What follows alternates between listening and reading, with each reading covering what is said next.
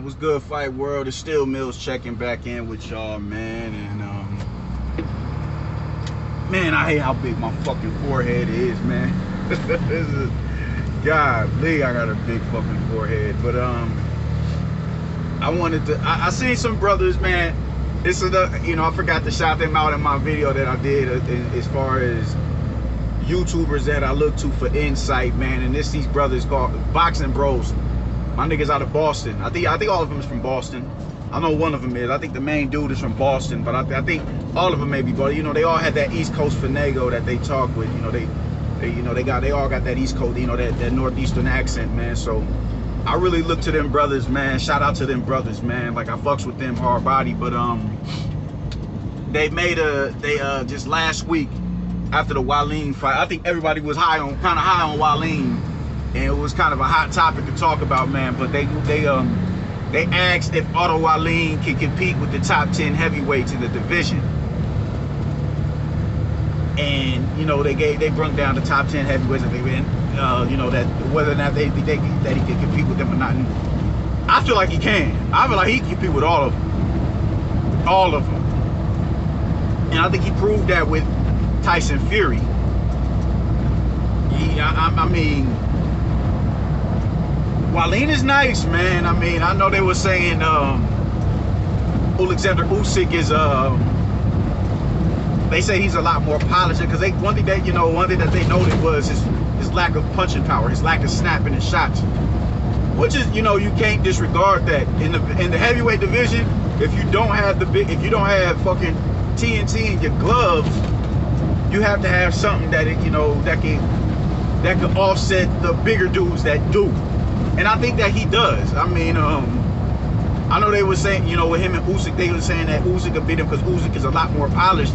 And I'm not necessarily disagreeing with that, but I do want to challenge that, man. Like when you look at Usyk, his performance with Derek Chisora was hitting him, and Derek Chisora was gassed by like the mid rounds, shit, maybe even the early rounds.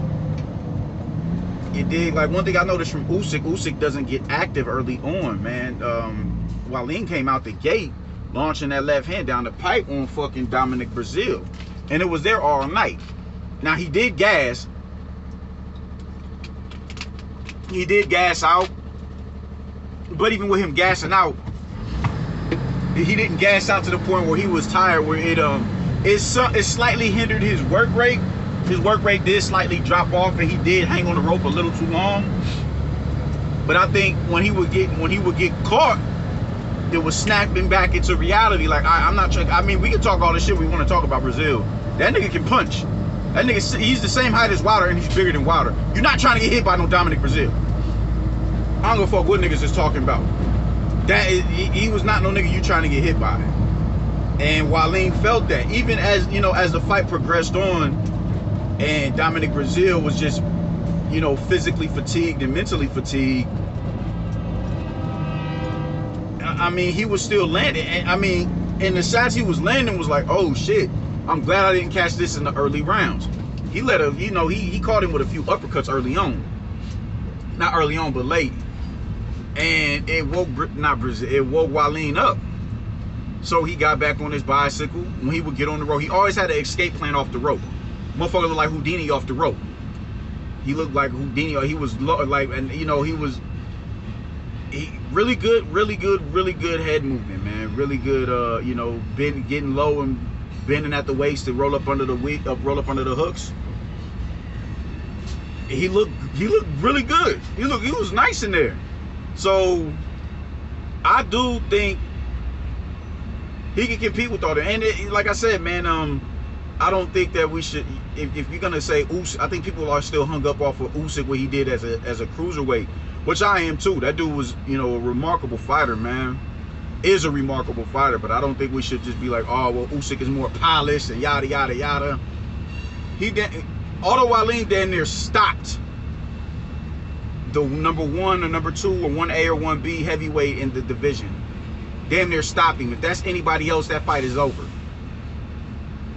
So I think we should really look into that, man. And I mean, And not even just with Otto Wallin, but not even just with Alexander Usyk, man. I mean, if we talk even with, you know, the Dillian Whites and the Povetkins and the Luis Ortizes and Michael Hunter and all of them cats, I think he's game for all of them. Honestly, I think he's game for all of them. I don't think he's.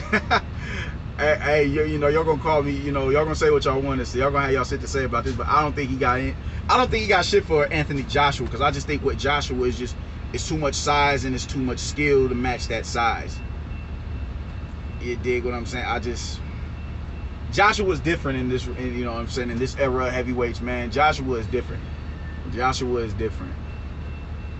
You dig? But I think he's game for everybody else, man. He get in the gym. He really get, he really focus and hone in on his conditioning. That dude is a problem. That dude is a problem, man. I was really impressed with Otto Wallin last weekend. I really was. I'm not even gonna front. I'm like, yo, homie is nice. Homie is nice. You know, homie gets busy, man. And I was really impressed with what I saw from him, man.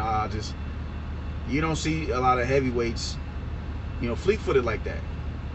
You see a lot of heavyweights, they're pretty lethargic on their feet, because look at how much weight they carry, you know what I'm saying? Niggas is 230 pounds and 240 pounds and shit like that. That's a lot of weight to carry, man.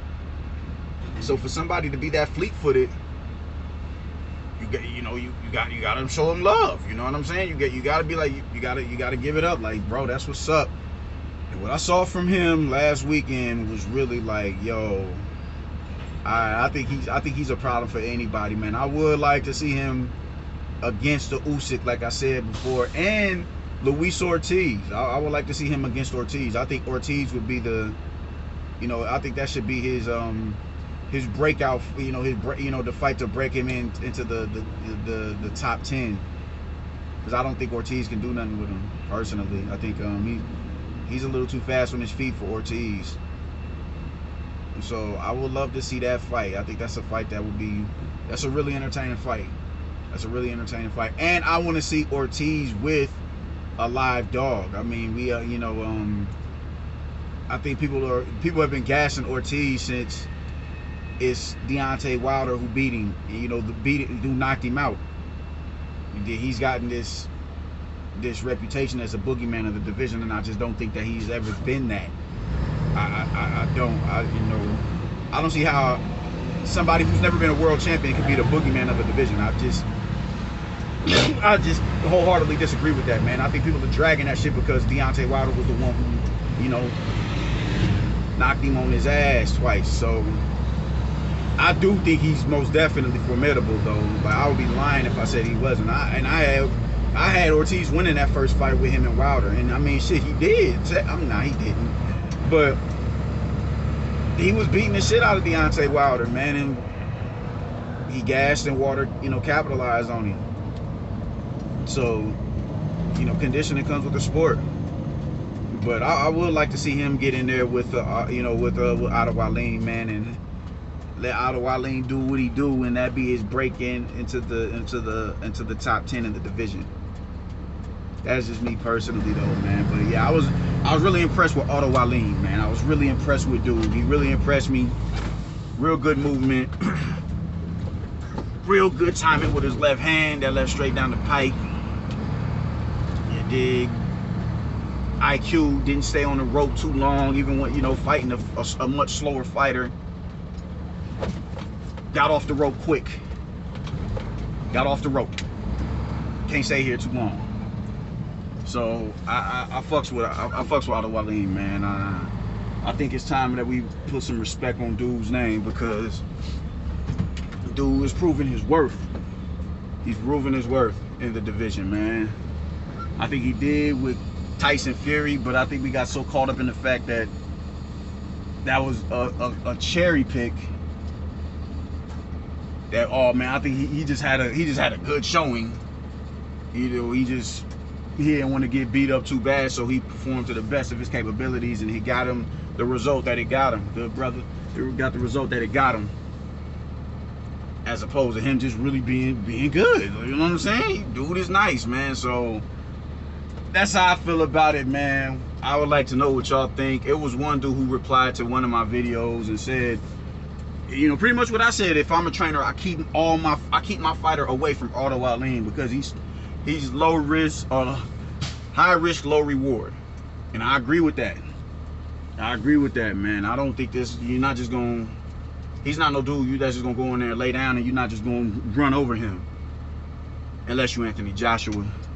But like and subscribe, man. Let me know what y'all think, man. Still Mills, I'm out.